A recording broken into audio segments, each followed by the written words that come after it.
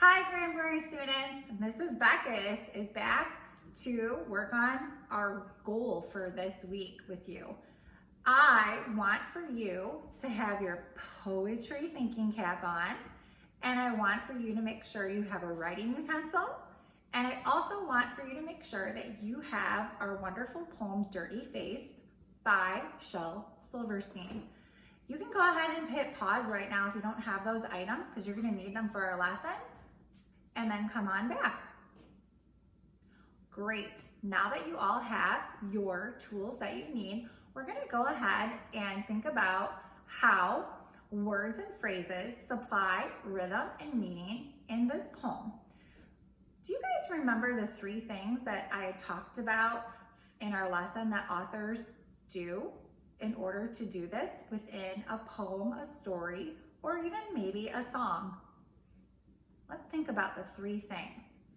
Put your poetry thinking cap on. What were those three things? Wow, I can't believe it. I knew you were listening to my earlier lesson. Yes, it was rhymes, alliteration, and repeated lines. In this particular poem, Dirty Face, we have two of those things that are used to supply the rhythm and meaning. I wonder if you could think about what two things you think Shel Silverstein used to supply rhythm and meaning in this poem. What do you think the two out of those three items would have been? Oh my goodness, if you guessed rhymes and repeated lines, you were correct. Great job.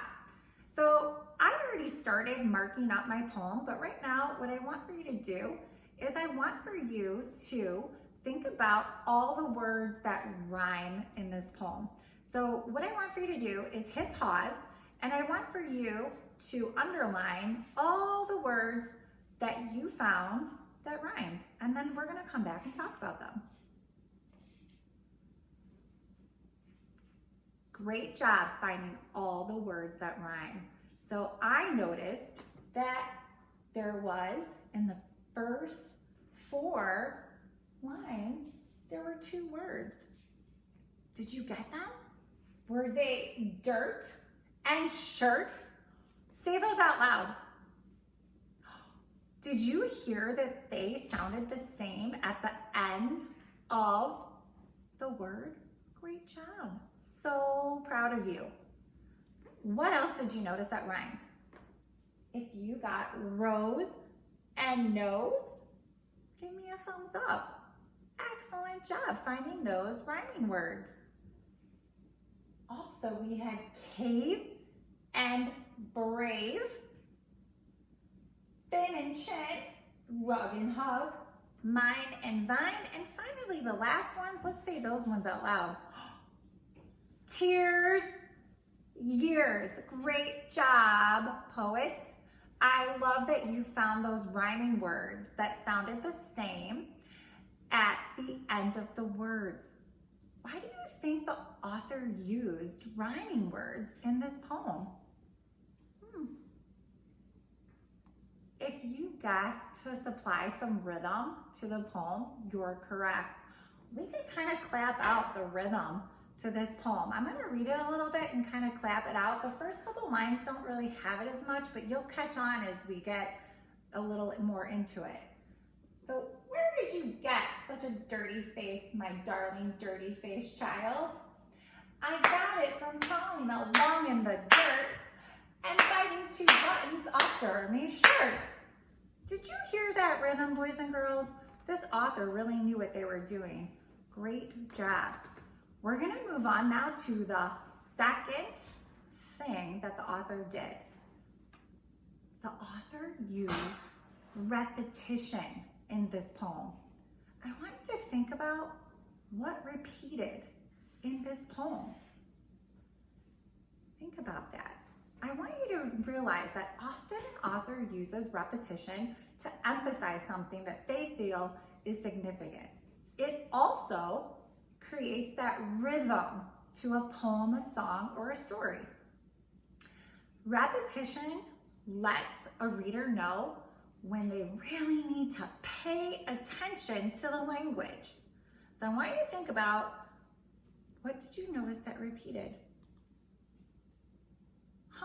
if you guessed, I got it from, and I got it from, listen, I got it from crawling along in the dirt and biting 2 buttons off Jeremy's shirt. I got it from chewing the roots off a rose and digging for clams in the yard with my nose. Wow! I noticed that those words, I got it from, kept repeating as the poem went on. Now I want you to really think about, why do you think the author repeated those words in this poem? Think about it. Put your poetry cap on, and I want you to think about it. Wow. If you thought that that author wanted to really emphasize why that child's face got so dirty, because that mom, remember, the mom asked, where did you get such a dirty face? Well, that child wanted that mom to know, well, I got it from all these things that I did. Have you ever gotten a dirty face from things like this? I bet you did. Boys and girls, I am so proud of you for thinking about 2 of our 3 devices that the author chose to use in Dirty Face. What were those 2 things that we found that described how words and phrases supplied rhythm and meaning in a story or poem? You guessed it, rhyming and repetition. Way to go, boys and girls. I'm so proud of you and your poetry work. Later on this week, you're gonna be writing some poems of your own. You are also going to be working with alliteration, and you will also be doing some activities with poetic devices. I hope that you enjoy our poetry unit as much as me, and I'm so proud of you for finishing your e-learning at home. This has been a great time and a great journey with you guys, and we are so proud of you at Grand Prairie. Keep up the great work and continue your success throughout the summer. We are very, very proud of you. Way to go, GP.